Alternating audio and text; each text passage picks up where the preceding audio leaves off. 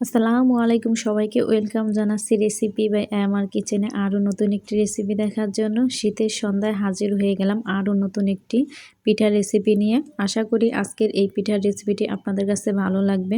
আজকে করে দেখাবো সবার পছন্দের এবং বাংলাদেশি জনপ্রিয় একটি পিঠার রেসিপি, আর সেটা হচ্ছে দুধ পুলি পিঠা। এই দুধ পুলি পিঠাটা আমার মনে হয় কম বেশি সবাই অনেক পছন্দ করে, ছোট বড় সবাই। তাই আজকে পারফেক্ট একটি দুধ পুলি রেসিপি শেয়ার করতে চলেছি আপনাদের সাথে। তাই ভিডিওটি না টেনে পুরো ভিডিওটি দেখবেন। আর যদি ভিডিওটি ভালো লেগে থাকে অবশ্যই আমার চ্যানেলটা সাবস্ক্রাইব করে পাশে থাকা অল বেল আইকনটি বাজিয়ে দেবেন, যাতে করে আমি নতুন কোনো রেসিপি ছাড়লে সাথে সাথে নোটিফিকেশন চলে যায়। আর ভিডিওটি ভালো লাগলে ফ্রেন্ড এবং ফ্যামিলির সাথে শেয়ার করতে কিন্তু একদমই ভুলবেন না। চলুন তাহলে শুরু করি আজকের এই দুধ পুলি রেসিপি। আর থাকছে কিন্তু কিছু টিপস সহ। দুধ পুলির জন্য প্রথমে আমরা পুরটা তৈরি করে নেব। তার জন্য 1 কাপ পরিমাণে দিয়ে দিলাম কোরানো নারকেল, আর দিয়ে দেব হাফ কাপ পরিমাণে খেজুরের গুড়। একদম ভরে ভরে হাফ কাপ আমি দিয়ে দিলাম খেজুরের গুড়। এখন এর মধ্যে দিয়ে দেব 1/4 কাপ পরিমাণে দুধ, তরল দুধটা দিয়ে দিলাম খেজুরের গুড়টা গলানোর জন্য। এখন নেড়ে চেড়ে অনবরত নেড়ে চেড়ে এটাকে আমরা মিশিয়ে নিব। চুলার আঁচটা এই পর্যায়ে আমি মিডিয়ামে রেখেছি।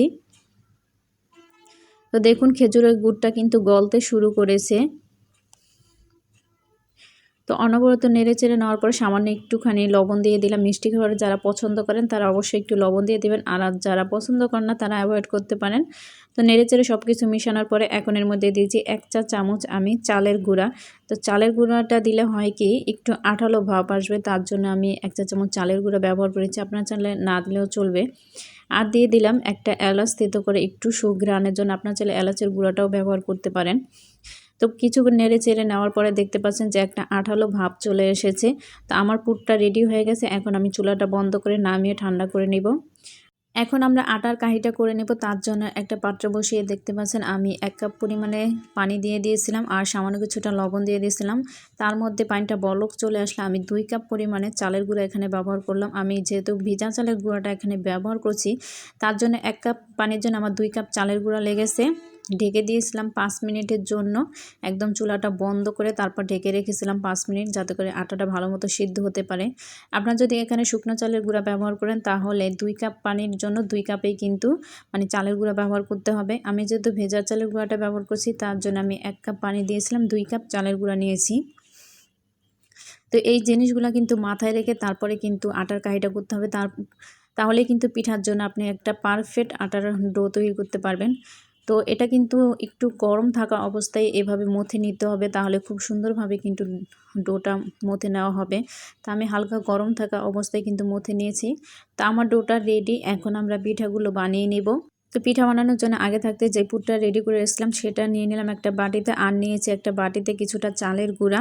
তো যেহেতু আমরা পিঠা বানাবো তখন কিন্তু চালের গুঁড়াটা লাগে হাতে লাগানোর জন্য। অনেক সময় দেখা যায় ডোটা কিন্তু হাতে লেগে আসে, তো চালের গুঁড়াটা দিয়ে নিলে কিন্তু আর হাতে লেগে আসে না। তো এইভাবে কিছুটা ডো নিয়ে আমি গোল করে তারপরে নিব।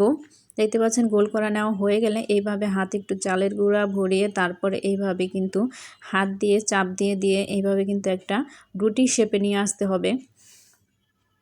আপনারা যদি এই কাজটা না পারেন তাহলে একটা রুটি তৈরি করে নিতে পারেন, তারপর একটা কুকি কাটার বা কোনো পরের মোটখা দিয়েও কিন্তু এভাবে রুটি কেটে নিতে পারেন ছোট ছোট করে।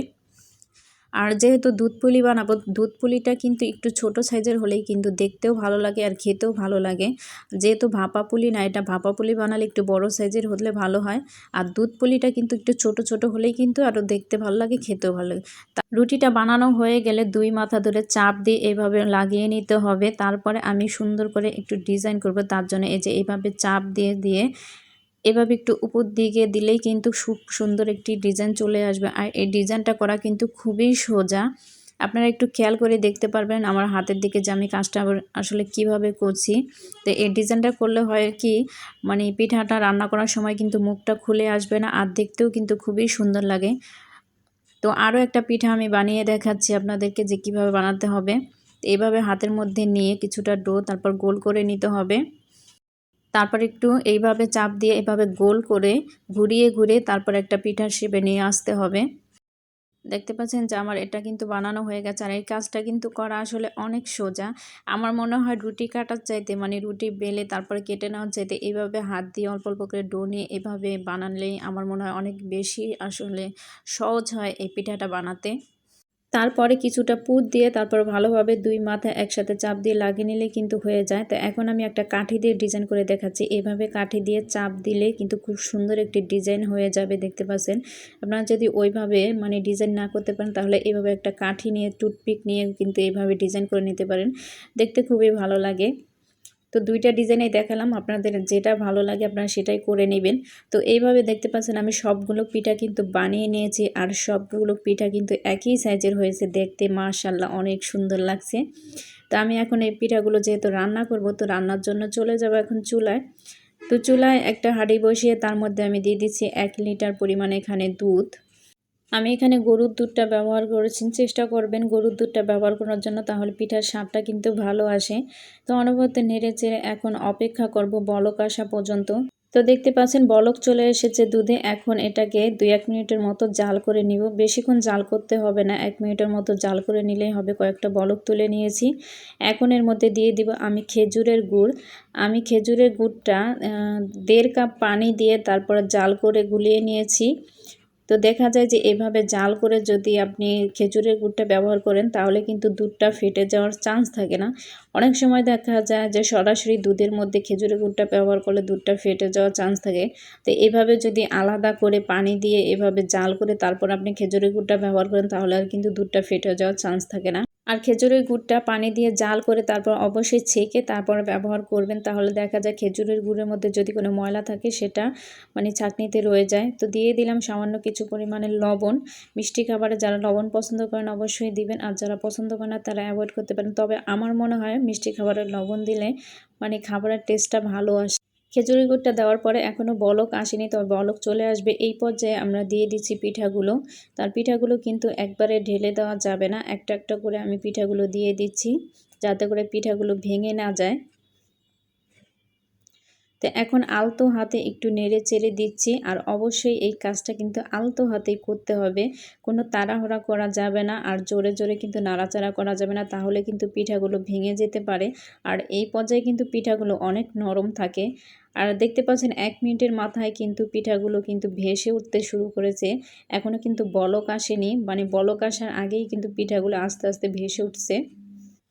তো পিঠাটা বলক আসার পরে আমি 4 থেকে 5 মিনিটের মতো রান্না করে নিয়েছি। এখন দেখতে পাচ্ছেন ঝোলটা কিন্তু একটু মানে পাতলা রয়ে গেছে, আর এই ঝোলটাকে আমাদের একটু ঘন করতে হবে। তার জন্য এখানে আমি 3 টেবিল চামচ পরিমাণে চালের গুঁড়া একটা বাটির মধ্যে গুলে পানি দিয়ে গুলে নিয়েছিলাম, তো সেটা এর মধ্যে দিয়ে দিলাম। তো এটা দিলে হবে কি মানে ঝোলটা একটু গাঢ় হবে, তো খেতে ভালো লাগবে একদম মানে পাতলার চাইতে। চালের গুঁড়োটা দেওয়ার পরে আমি আরও 5 মিনিটের মতো রান্না করে নিয়েছি। দেখতে পাচ্ছেন ঝোলটা কীরকম হয়ে গেছে। তো এর চাইতে আর বেশি কিন্তু ঘন করা যাবে না, তাহলে দেখা যাবে ঠান্ডা হলে কিন্তু আরও বেশি ঘন হয়ে যাবে। তো এই পর্যায়ে এখন আমি এটাকে নামিয়ে নিচ্ছি। আমার পিঠাটা রান্না করা হয়ে গেছে। পিঠাটাকে এখন আমরা নামিয়ে ফেলবো। আমি একটা প্লেটের মধ্যে নিয়ে নিয়েছি, দেখতে পাচ্ছেন, আর দেখতে কতটা সুন্দর লাগছে মাশাআল্লাহ। তো আপনাদেরকে আমি একটা পিঠা কেটে দেখাচ্ছি ভেতরটা কেমন হয়েছে, কতটা সফট হয়েছে। দেখেন মানে চামচ দিয়ে কাটার সাথে সাথে কিন্তু কেটে গেল, আর ভেতরটা দেখুন কতটা জুসি মনে হচ্ছে। আসলে এই পিঠাটা মুখে দিলে এতটা মজা লাগে খেতে, আসলে কি বলবো, একবার বানিয়ে খেলে তাহলে বুঝতে পারবেন আর আসলে এই পিঠাটা খেতে কতটা মজা। তাই আশা করব এই শীতে একবার হলেও এই দুধ পুলি পিঠাটা বানিয়ে খাবেন। আর ভালো লাগলে অবশ্যই ভিডিওতে একটা লাইক দিয়ে চ্যানেলটা সাবস্ক্রাইব করে পরবর্তী ভিডিও পাওয়ার জন্য পাশে থাকা অল বেল আইকনটি বাজিয়ে দেবেন, আর ভিডিওটি বেশি বেশি শেয়ার করে দিবেন। আর আপনাদের কাছে আজকের এই দুধ পুলি পিঠা রেসিপিটি কেমন লাগলো অবশ্যই কিন্তু আমাকে কমেন্টস করে জানাতে পারেন। তো আজকের ভিডিওটি এই পর্যন্তই। পরবর্তী ভিডিও দেখার আমন্ত্রণ জানিয়ে এখানে বিদায় নিচ্ছি। সে পর্যন্ত সবাই ভালো থাকবেন, সুস্থ থাকবেন, আর আমার জন্য দোয়া করবেন। তো আল্লাহ হাফেজ সবাইকে।